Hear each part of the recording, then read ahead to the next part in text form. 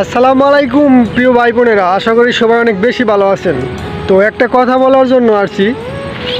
একটা জিনিস চিন্তা করেন, বাংলাদেশে কোনো পুরুষ প্রশাসনের আইন নাই একজন মহিলার গায়ে হাত দেওয়া, কিন্তু মাননীয় প্রধানমন্ত্রী এমন একটা গ্রুপ বাইর করছে, এক কথায় ছাত্রলীগ, তারা মহিলাকে হাত দিতে পারে। এটা কোন গ্রুপ বাইর করছে আর কি ক্ষমতাশীল বাহিনী বাইর করছে, এটা আমরা বুঝি না। আপনারা হয়তো দেখছেন যে কিভাবে একটা মেয়ে মানুষের গায়ে হাত দেওয়া হয়েছে। একটা মেয়ে পড়ে গেছে ভয় পাইয়া, বয়ের ছুটে বিভ্রান্ত হয়ে গেছে, ওই মেয়েটার গায়ে উপরে লাফ দিয়ে পড়ছে। হায় রে ছাত্রলীগ, কোটা আন্দোলনকারী তারা রাজাকার।